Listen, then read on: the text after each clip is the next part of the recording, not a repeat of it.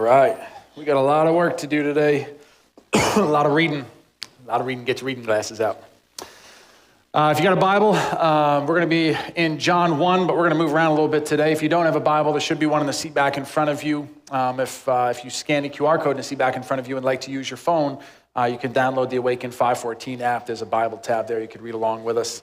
It's been interesting watching the change in church culture over the last 50 years. I'm not quite that old, but I try to be a student of culture, a student of history as best I can with the intellect God's given me, which if you know me long enough, you'll know that tops out pretty low. But it's been interesting watching the shift. If you maybe grew up in church, you might know that maybe more of a traditional experience of church. Maybe you come in here today and this is your first time stepping foot in a church of this kind of style, if I can put it that way.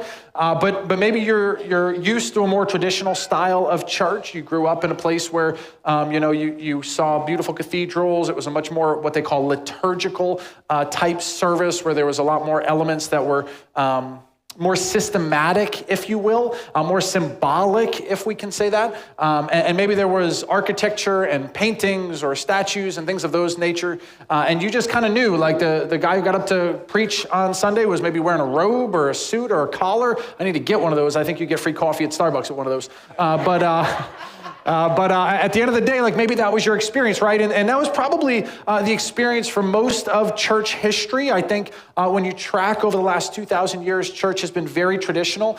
There are parts of the world where they don't have the luxury of kind of that Western European, very traditional cathedral-esque type church, right? You've got places in Africa, in China, and other parts of Asia where they don't have the option to build beautiful cathedrals, right? They are meeting in homes out of necessity, not because it's cool and hip, or they're meeting in places where that may be a little bit more casual, not because they have a philosophy of doing that. They meet in those places like that because that's where they can meet, right? Caves and all kinds of wild places that the church around the globe has had to throughout various parts of history and various regions throughout the world. But for us in the West, we have a very traditional understanding of church until probably the last 50 years and even the last 30 years where things began to shift towards what we call contemporary style of church, right? And so there's a method to all of the madness, why we do what we do and why we meet where we meet. In fact, I wish we could blend the two. Like as we're looking for a building, like it'd be really cool to get an old cathedral and meld that with somewhat of our contemporary style so we can get the best of both worlds. Maybe trying to get the best of both worlds would mean we get the best of neither. I don't know, but the traditional style church, those beautiful cathedrals had value, right? When you walked in, they were so ornate. They were designed to create this sense of awe and wonder. Like if you grew up in that generation, you knew God was holy and he was beyond us and he was majestic. Like you walk into some of those beautiful cathedrals and it communicated, right? Because that's what space does. It communicates, right? Now, not that we don't believe those things about God, but in our space, it's designed to communicate, right? It's designed to say, yes, God is all of those things, but also he comes near, and we want you comfortable to come near, right? So there's this sense in which we're trying to accomplish something as well, the same way that our forefathers were trying to accomplish something. It's an element of the faith, and unfortunately, it's hard to do both. It's hard to go, hey, the space communicates the magnificence and glory of God, and at the same time, come just as you are, right? Now, what happens oftentimes with any kind of movement of people, right? I don't care if it's political, I don't care if it's sports, I don't care what it is. There's always this kind of pendulum shift. And so we were hyper-traditional. Now what happens is we take the most beautiful things and sometimes we turn them to be a perversion of what they were meant to be, and then they become bad and awful, right? So in essence, the traditional side of history was trying to say, hey, God is majestic and he's beautiful. And then what ended up happening, understanding what God expects of us, is we became somewhat legalistic. We became somewhat judgmental, right? All of a sudden, some guy walks in off the street and he's got tattoos and he's wearing ripped jeans, and we're like, oh, no. God is holy. How dare you come into the sanctuary of God in such horrid attire, right? With your tattoos and your long hair. And all of a sudden we got off base, failing to understand that the purpose of this began to lead us down a road that was not biblical. And then we can do the same over here. Like, I don't know how I'll dress on Sunday. It depends on what my wife lays out for me. But what might happen is I might roll in here Sunday morning and Easter dressed up. Now, I've never gotten this email. I'm grateful for how wonderful you are as a community. But it's possible that someone might say, you sell out, right? How dare you show up in a suit and tie on Easter morning, right? I may not. I may look like this on Easter. We're going to have to roll the dice and find out. Maybe we'll take a poll and see what happens. I don't know. But at the end of the day, right, you could go the other direction and go, oh, you sell it. Like, you look like one of those guys over here. You sold out. Right? Or the other thing that happens is sometimes we take this attempt to say, hey, come approach God. You've got tattoos. You were out drinking last night. You're in ripped jeans, right? You haven't taken a bath in 3 days. Hey, come as you are, right? You roll in here in your pajama pants. Come as you are, right? Sometimes what that ends up happening when we pervert the philosophy here, what it ends up looking like is we have a complete flippancy about the nature and character of God. Right? So now we approach God without any reverence, without any respect, without any reality of what God has, who he is and what he's done for us. And so no matter what we try to do, humanity has this wonderful ability to corrupt and pollute whatever we're trying to do in the positive, right? We just seem to twist and pervert. And that's just part of what we is. But my goal is to keep that pendulum from going too far in any direction. Always try to bring us back to center, right? That's always the goal of should be the goal of any lead pastor, any lead elder team. Like, we're always trying to shape a culture that's biblical so we don't get perverse over here, we don't get perverse over here, we don't pollute it, and we can stay in a biblical place of understanding the holiness and reverence of God, and at the same time, the ability to approach the throne of God boldly. But here's the thing. We just don't approach the throne of grace boldly because there are theological underpinnings and undertones that allow us to do that. And when we fail to understand why it is we can approach God with such confidence, then we have undermined the very purpose and value of what Jesus has done, and we failed to elevate God to his proper place as majestic and holy and magnificent. So, we've been working through the prologue of John's biography of Jesus' life. Today we end the prologue, okay? The first 18 verses of John's biography about Jesus' life is what many would see as like a prologue, leading into his full biography. And so we'll start picking up some more steam after this week, but I wanted to really take our time and break this down because John is a magnificent writer and there's so many underpinnings to what he writes. I didn't want us to miss how much is going on in John's writing. So if you have a Bible, we'll start in John 1. What I'm going to do is I'm going to read you the first 5 verses, which we did week 2, and then I'm going to jump down. We did touch on this week 2, but today I unpack it in its entirety, or at least in as much time as I can in the next, somebody else do the math, 30-something minutes. So this is how John opens the biography about Jesus' life according to the disciple whom Jesus loved. In the beginning was the Word, and the Word was with God, and the Word was God. He was in the beginning with God. All things were made through him, and without him was not anything made that was made. In him was life, and that life was the light of men. That light shines in the darkness, and the darkness has not overcome it. And now we jump down to verse 14, which is where we'll be today, in 14 through 18. And that Word, the Word, became flesh and dwelt among us. And we have seen his glory, the glory as of the only Son from the Father, who is full of grace and of truth. John, now he's not talking about himself, he's talking about John the baptizer, Jesus' cousin. John, if you remember, John the apostle who writes this biography only refers to himself as the disciple whom Jesus loved. So the distinction is he's talking about John the baptizer. We talked about him a lot last week, and we'll talk about him next week. John bore witness about him and cried out, "This is he of whom I have said, he who came after me ranks before me, because he was before me." What an incredible riddle. Go back and listen to the last few weeks if you want to know what that means. For from his fullness we have all received grace upon grace. For the law was given through Moses, grace and truth came through Jesus Christ. For no one has ever seen God, the only God, who is at the Father's side. He has made him known. Now, what's fascinating about this text here in verse 14, when he says, and the Word became flesh, he's talking about, we did this week 2, we talked all about the Word, the Logos, and how the Logos existed from the beginning of time. That's what John is bearing witness to. He who came after me, he was born after me. John was about 6 months older than Jesus. He who was born after me okay, actually came before me because he was the Logos, he was the Word, he has pre-existed with God, he is God, and he is the one who brought creation into existence. When God says, the Logos brings it into existence, carrying out the plans of the Father.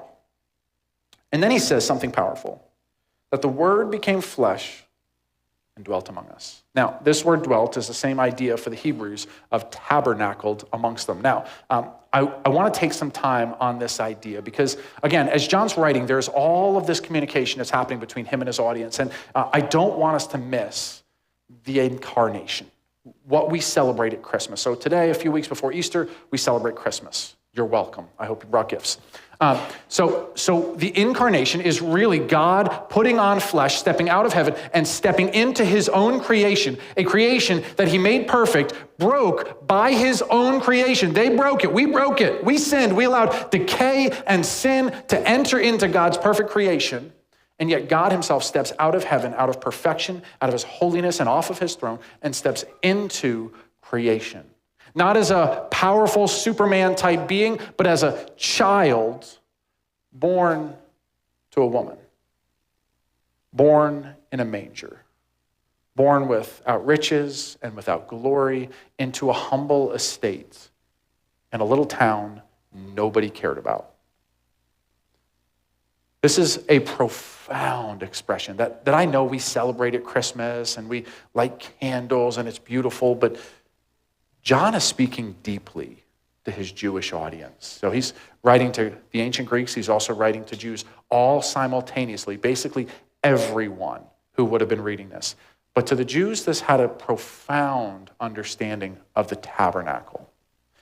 The tabernacle is just a tent, but it was a special tent. It was a tent where God would dwell amongst his people. So I want to trace back into the Old Testament why the tabernacle had so much value to the Hebrews. And ultimately what we'll see and what we're going to find is that God has always sought to dwell amongst his people. So turn back with me, if you will, all the way to the book of Exodus. It's going to be the second book of your Bible. As you're doing that, I want to catch you up to speed real quick. In the first book of the Bible, in the book of beginnings, the book of Genesis, we find out in the first two chapters that when God places mankind in a Garden of Eden, he dwells with them, that he's present with them. They get to see him. They get to talk to him. There's this beautiful relationship that they have with God. And then sin enters the world and God casts them out of Eden. And no longer do they get to see God face to face. And so the presence of God, it's experienced in different ways, but it's not experienced like they could see God and be with him in person. And so when we get to the book of Exodus, as Genesis comes to a close in chapter 50, what we find is that a number of descendants down from Abraham, his descendant line has ended up in Egypt, all right? I don't have time to get into a whole series of events, but at the very end of this book, we find the Hebrew people in a foreign land with favor amongst the Egyptians. Okay, Joseph was serving as right hand to the Egyptian Pharaoh, and the Hebrew people had favor in the land.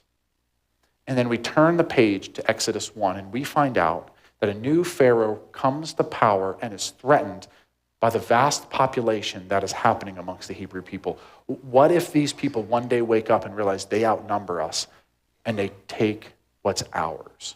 So he does what any logical ruler would do. He enslaves them. Just a quick note, if you ever plan to domineer over a group of people, enslave them. That's a great solution, right? So he enslaves them. And for 400 years, this is what he does until he raises up a deliverer, Moses, right? So Moses comes, he tells them, let my people go. After a number of plagues, 10, so to speak, he finally relents and he lets the people go, right? They march out, he parts the Red Sea, and they wind up on the other side of the Red Sea, marching towards what God has promised them, a land of their own. Now, Moses never gets to see it, but while they're in the wilderness, God begins to meet again with his people.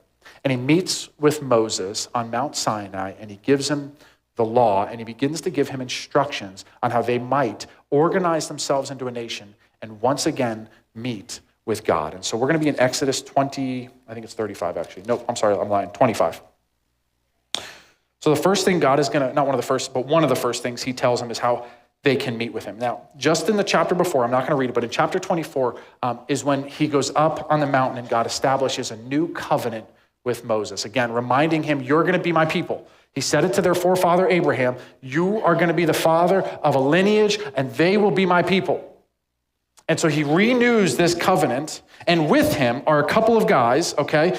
This is what it just says in the beginning of 24. Then he said to Moses, come up to the Lord, you and Aaron. So Aaron's his brother, okay? Aaron becomes the high priest over the people, and he's got some sons, so we're gonna see in a little bit. Their story does not end well. It's Nadab and Abihu, okay? These guys are gonna come into the story in just a little bit, but these guys get to go up on a mount. They get to be a part of what's happening when God establishes his covenant. And as he does, God says, I want to be with you again. Look at 25, verse 1. So the Lord said to Moses, speak to the people of Israel that they may take for me a contribution. From every man whose heart moves him, you shall receive the contribution from me. And this is the contribution that you shall receive from them: gold, silver, and bronze, blue and purple, and scarlet yarns, and fine linens, goat's hair, tanned rams. You don't want white rams. Who wants white? You gotta be tan, like a nice summer tan, sun-kissed. You know what I'm talking about. No, that's not what tanning means. Sorry for my hunters out here. Tanned rams, skins, goat skins, acacia wood, oil for the lamps, spices for the anointing oil and for the fragrant incense, onyx stones and stones for setting, for the ephod, goodness, and for the breastplate. And then watch what he says here in verse 8. And let them make me a sanctuary that I may dwell in their midst, exactly as I show you concerning the pattern of the tabernacle and of all its furniture, so you should make it. So what God then proceeds to go on to do is he says, collect all of these items or all of these beautiful objects, and I want you to erect for me a tabernacle. And he gives them very specific instructions on how to do this, how the furniture is to be arranged, how the veil is supposed to cover it, all of these things on how it should look, how it should act, how it should function. Leaves no detail out, none. Okay? And then, as we get to the end of Exodus, here's what we see in chapter 40. As they spend the next many chapters collecting these items, getting ready to build the tabernacle, in the beginning of 40, they erect the tabernacle. They finally erect this massive tent that will serve as their mobile temple, where they will come and meet with God, because God's desire, as he expressed, is to meet with his people, to dwell amongst his people. And the place in which he'll do that is this ornately decorated, beautiful tabernacle that they are, according to his specifications, to erect in its entirety. And so in verse 40, they do. And now watch what happens in 34. We have a problem. Then the cloud covered the tent. Now, if you'll remember the story, if you don't know it, as the people were following God, they would follow a cloud by day and a pillar of fire by night. They would follow the presence of God wherever he led them. And so when he would speak to them, the cloud would descend upon Mount Sinai, descend upon the mountain, and they would know that God's presence is here speaking to us. And so now we find out that the cloud covered the tent of meeting, the tabernacle, and the glory of the Lord filled the tabernacle. Now watch the problem. And Moses is the leader of the Hebrew people. He is the guy who, when he went up on a mountain and came back down and they were worshiping a golden calf, got so mad, right, that he smashes the tablets. Like he loses his mind. He is the most holy guy in Israel at this time. And Moses, verse 35, was not able to enter the tent of meeting because the cloud had settled on it. And the glory of the Lord filled the tabernacle. Throughout all of their journeys, wherever the cloud was taken up from the tabernacle, the people of Israel would set out. But if the cloud was not taken up, then they did not set out until the day that it was taken up. For the cloud of the Lord was in the tabernacle by day, and fire was in it by night, in the sight of all the house of Israel throughout all their journeys. Okay, so we have a problem. It's beautiful that God wants to spend time with his people. It's beautiful that he comes low. He comes to bring his presence to the people, but we have a problem. God can come near, but we can't come near. He says, no, you have to stay outside the tabernacle. You can come only so far, but do not come into my immediate presence. This is a problem. This is the end of Exodus, where the story there ends. And then we pick up the story in the next book, the one that causes you to quit your year-long Bible reading plan. Leviticus. Right? Y'all know it's true, right? But Leviticus becomes the solution to our problem, at least in the temporary. God is now going to give them a solution on how they might draw near after he has drawn near. But let us first see how this problem plays out. Look at chapter 10 for me in Leviticus. We're going to see our two guys again, the two names I can barely pronounce. In chapter 10, after God gives explicit instructions on how they are to worship, how are they to enter the tabernacle, when they should stay away, when they should draw near, he gives them explicit instructions on how he is to be worshiped amongst the people. These two gentlemen decide they're going to worship him in their own way. Look at the story, chapter 10. Now Nadab and Abihu, the sons of Aaron, each took his censer and put fire in it and laid incense on it and offered unauthorized fire before the Lord, which he had not commanded them to do. And fire came out from before the Lord and consumed them, and they died before the Lord. And then Moses said to Aaron, "This is what the Lord has said. Among those who are near me, I will be sanctified, and before all the people, I will be glorified." And Aaron held his peace. I mean, Aaron's two boys just died. His two boys who were up on the mountain, who experienced all that was going on. They were there from the beginning. These two guys lit fire. We don't know why they did it. We're not entirely sure. But what we do know is that they offered unauthorized worship before God. And the response from God was to kill them. They were not permitted to enter the glory of God. Sinful man can never be in the presence of a holy God. It cannot be so. Like, this isn't God being cruel. This isn't God being impatient. This isn't God lacking mercy. You cannot see God as a sinful being, and you cannot offer worship that is not authorized. You cannot come to God in any other way than he has ordained. We have a weird culture. We have this culture that doesn't want to offend anybody unless we're in a comment section on Facebook. And so we come up with these weird ideas that honestly offend everybody if anyone would stop and think about it. Like, every religion has a piece of the puzzle and they're all kind of speaking the truth. Look, we're all just trying to make our way to God in this crazy world. Who are you to say your religion's not better than anyone else's, right? That doesn't make you enlightened. That makes you lazy. Because every world religion is looking for a way to solve our problem. A sinful person cannot enter the presence of a holy God. So we solve that problem a number of ways. One, we pretend we're not so sinful. We just march right on in. We pretend God's not so holy. We bring him low. But the problem is, if God's not holy, then he's no God worthy of worship, is he? He's a cruel manifestation of our imagination, like the Greeks and the Romans came up with. Look, those things are fun to play with. It's fun to play with the Valhalla and the Viking gods, right? It's cool to watch those shows, and it's fun to watch them talk about them. It's fun to watch any kind of Percy Jackson and hear about the Greek gods and Zeus and Aphrodite. Like, those are fun, imaginary stories. That's fine. That's fine. But when we start to bring God low and manifest him in our image, where he's petty and he's cruel and he's wicked and he's sinful, just like we are, we've got a problem. We have a God unworthy of our worship. There are not many ways up the mountain. That's not because I'm a jerk. That's not because Christianity is trying to be cruel. It's because we have a problem that needs solved, and there's only one solution. We cannot enter into the presence of God as sinful men and women, lest we die. That's our problem. Many religions around the world want to solve this problem by good works. But again, this is just the same problem we mentioned. You're elevating your righteousness to a place that it does not belong. In fact, the Christian Bible would say that your righteousness before a holy God are filthy rags. That you and I, on our best day, have nothing to offer God. I mean, this problem's getting worse, isn't it? I mean, it's getting way worse. So what do we do?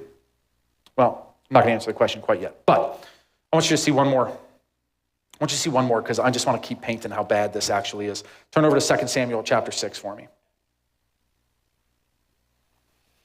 I'll give you a minute.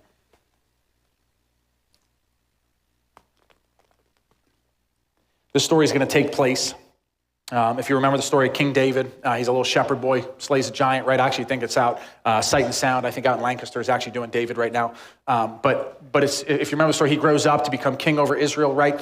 During this time, they had just reclaimed what we know as the Ark of the Covenant. My Indiana Jones fans out there, right? It was, as God explained to them how the tabernacle was to be laid out, one of the most important elements of the tabernacle is that the Ark of the Covenant, which was said to be the manifest presence of God amongst his people, was to be in the tabernacle and the mercy seat facing the people, right? So the mercy seat was really where God's throne was supposed to be amongst the people. They never saw him sitting there or anything like that, but this is the presence of God. And he gave again, explicit instructions for how they were to interact and engage with this. For one, he explicitly tells them it is not to be moved on a cart, but it is to be carried, never touched, with these special poles. And the only people allowed to even touch the poles that would be used to carry the ark were the priestly tribe, the Levites. If you remember, there are 12 tribes in Israel.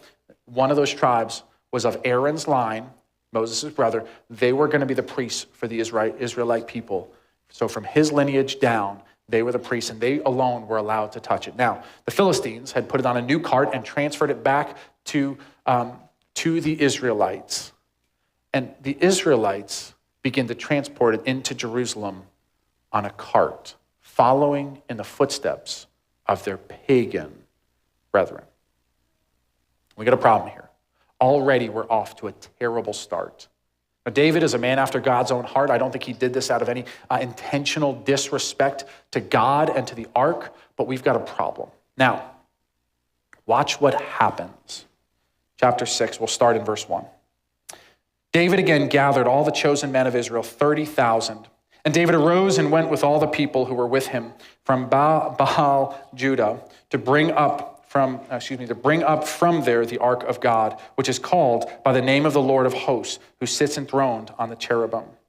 And they carried the ark of God on a new cart and brought it out of the house of Abinadab, which was on the hill. And Uzziah and Ahio, yeah, we're going to pretend that's right. The sons of Abinadab were driving the new cart with the ark of God, and Ahio went before the ark.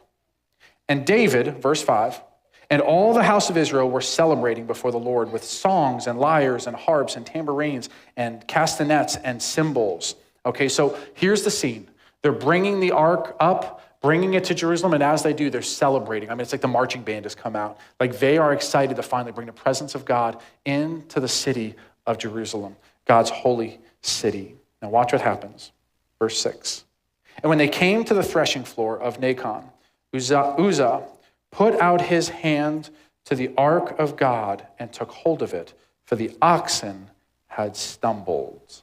So they're going, they've got this thing on a cart. The oxen must have stumbled, must have had loose footing, and it looks like the ark is about to fall and hit the ground. And Uzzah does what any of us would have probably done in that moment. He reacts and he reaches out to catch the ark. Like, I remember as a kid, I don't know if you know this. I hope you do. I hope you know this. But the American flag is not supposed to touch the floor, right? And so I remember as a kid, we were at a choir assembly. It was one of those like Thursday night assemblies. You know, the whole school's there. And I don't know what happened, but as somebody came out from behind a curtain, the flag that was on the front of the stage started to wobble. And I remember one of the seniors. I was young. I was in elementary school, but I remember watching one of the seniors like beeline down as this thing started to wobble, beeline down the aisle and jump up to catch it. And like the whole auditorium erupted in applause, right? They were celebrating the fact that this thing should not touch the ground, right? And so we're just talking about the American flag, right? We're not talking about now the Ark of the Covenant, the holy manifest presence of God amongst the people. As this thing starts to fall, Uzzah reaches out to catch it. And the auditorium does not erupt in applause. Watch what happens. And the anger of the Lord was kindled against Uzzah, and God struck him down there because of his error.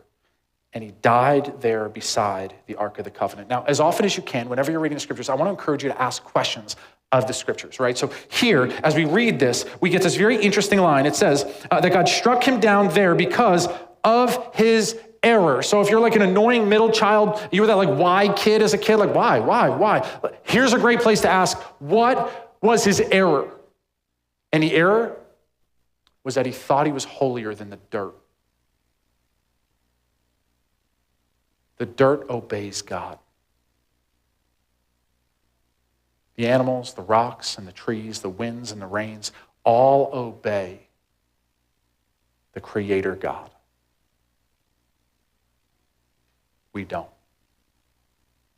It would have been better to let the ark hit the floor than for the sinful hand of Uzzah to reach out, even with his best of intentions, in his arrogance, to think that he was somehow better than the dirt.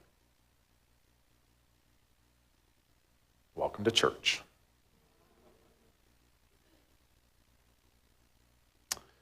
So God gives them, all the way back in Leviticus, I should have told you to keep your finger there, a plan by which they can overcome this problem. It's temporary, but let's see it. I'm gonna start reading. We're in chapter 16 because I'm running short on time here.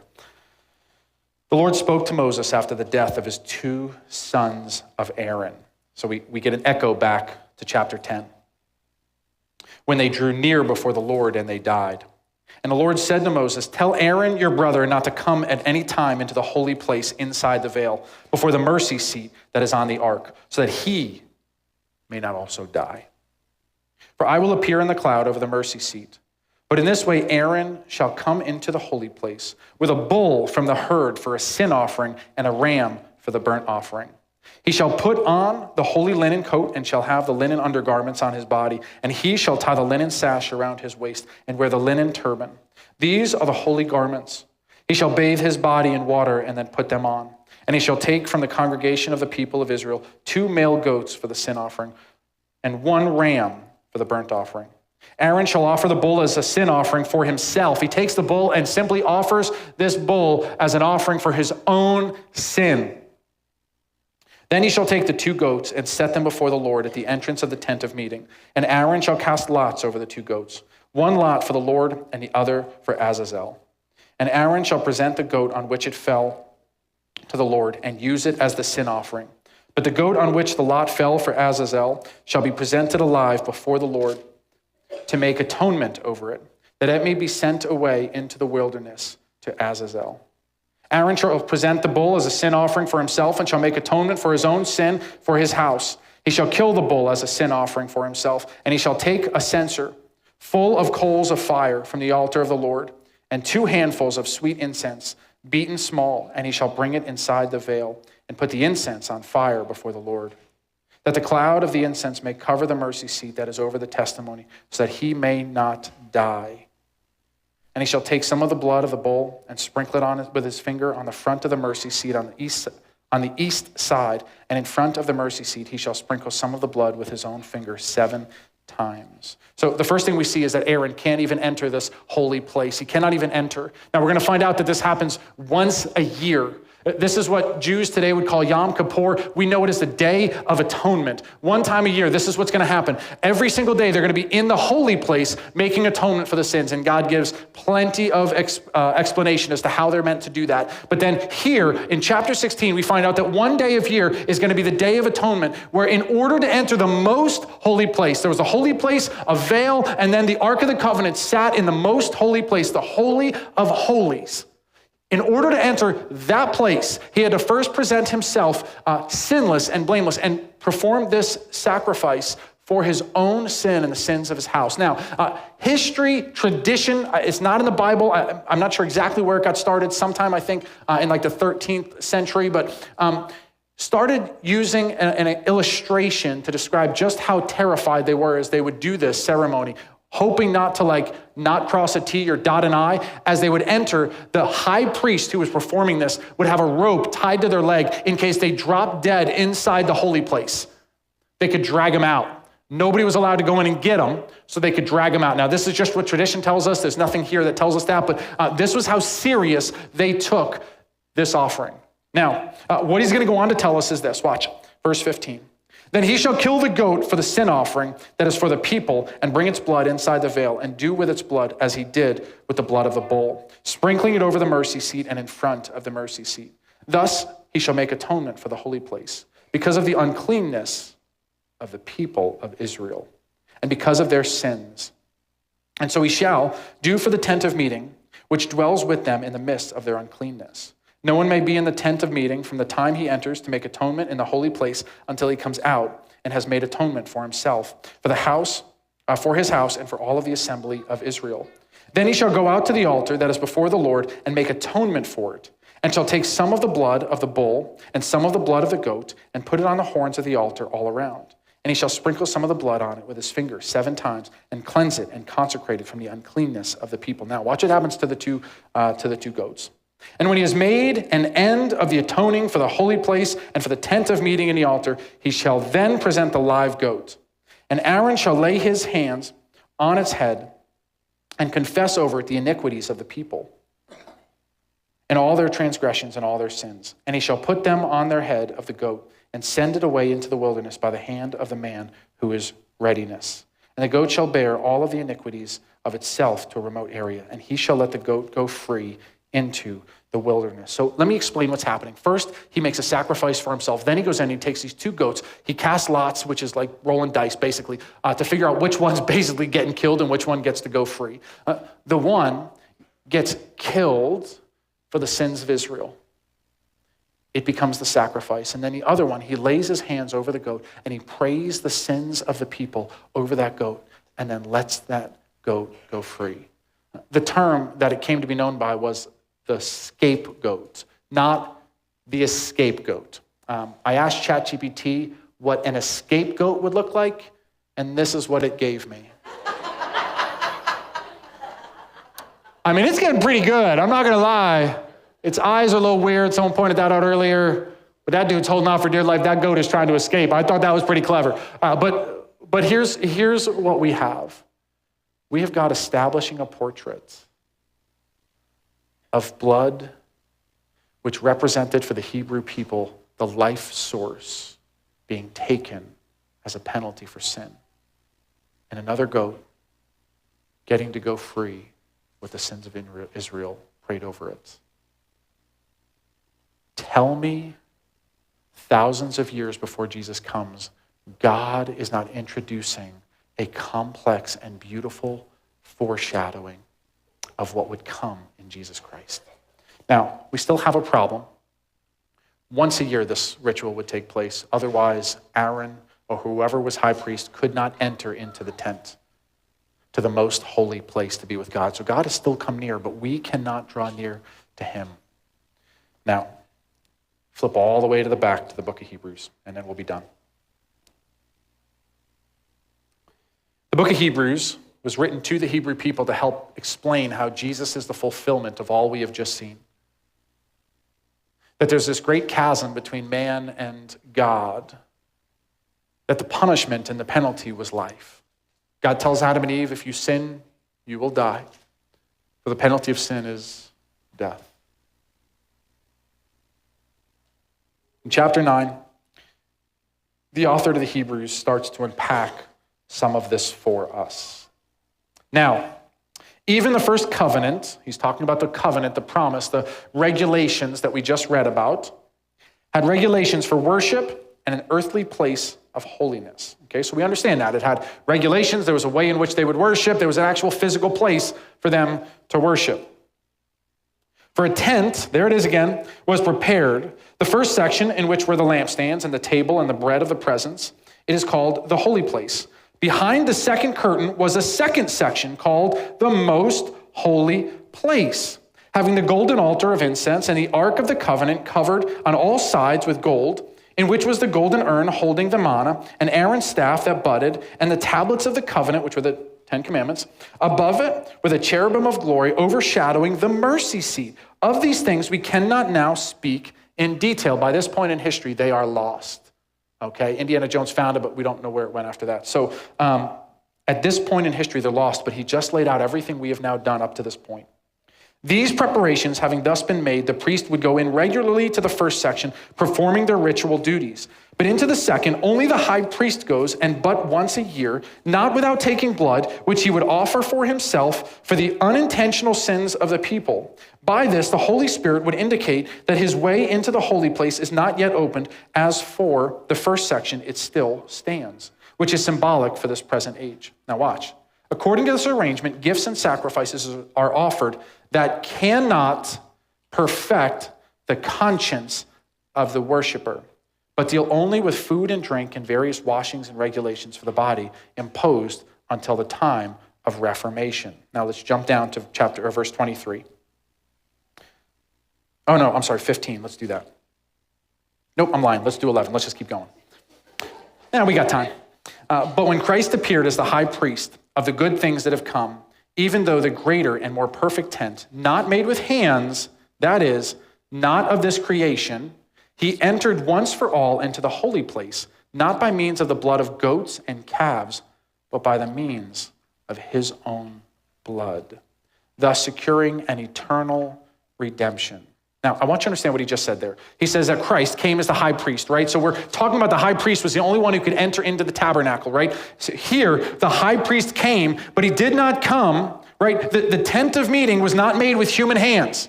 What was the tent of meeting made with? God, incarnation. He was formed in Mary's womb by God through the Holy Spirit. The tabernacle, the one who dwells amongst us, the Word made flesh, is no longer dwelling in a temple or a tent. He's now a man. The presence of God has come near in the presence of Jesus Christ. Now, how does he draw near to us? Not just because he was a nice guy, but because of his own blood, which was shed for the true and eternal redemption. Watch what he says about the nature of the old system.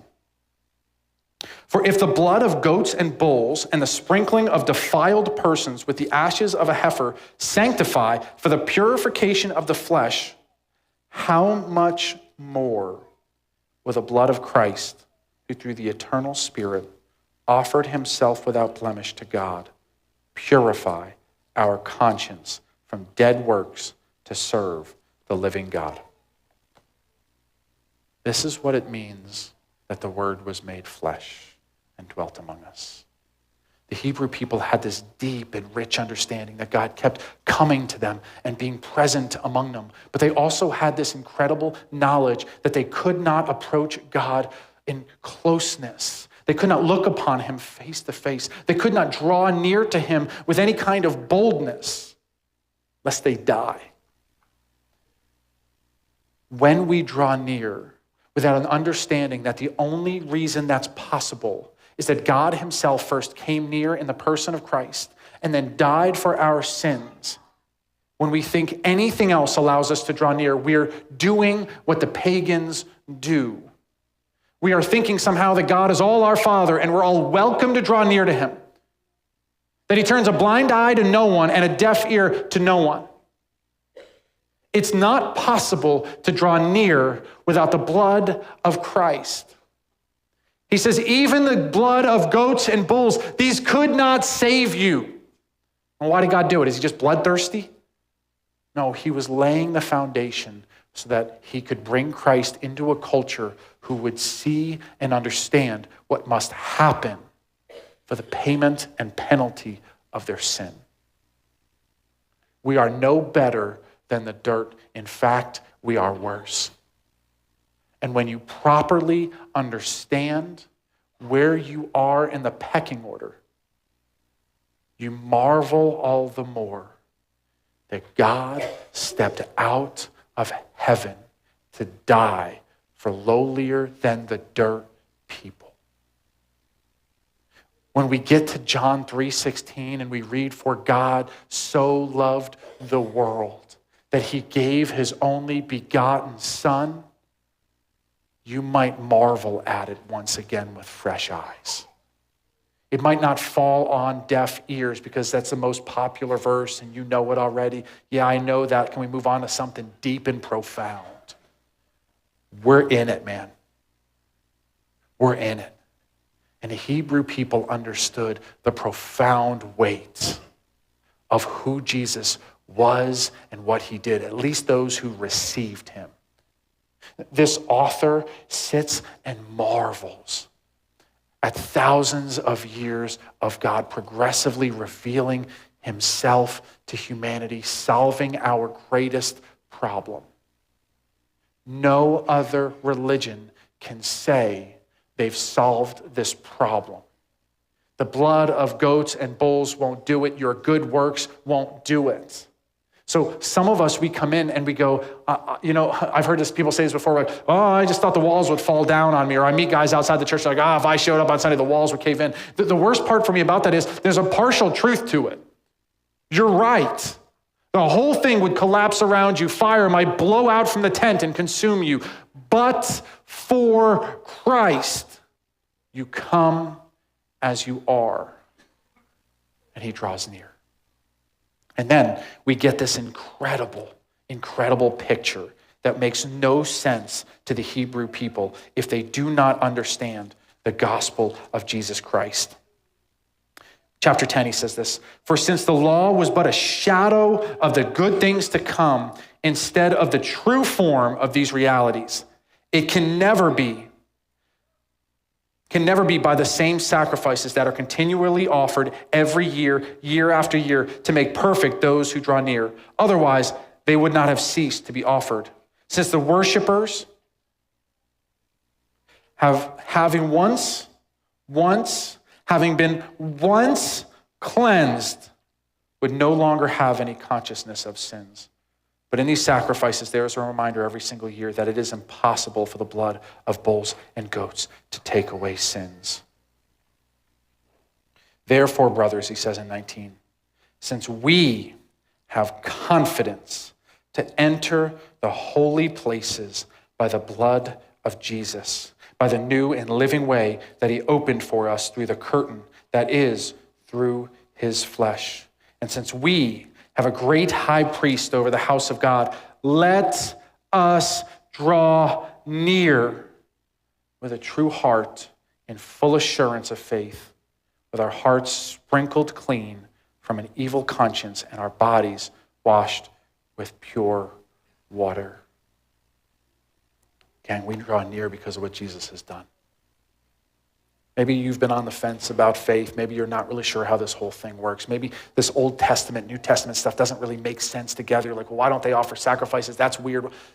We see it come together in this complex, beautiful plan that is completely fulfilled in what God has done for us in sending his own son to die so we might live. So the invitation today, I don't know what you're carrying, but he died so that once and for all, your sin, past and present and future, could be forgiven. All of your sin was future when Jesus died, and he died to forgive that sin. Once and for all, Jesus' blood, I don't care what you've done, covers your sin so you might once draw near to him as he seeks to draw near to you.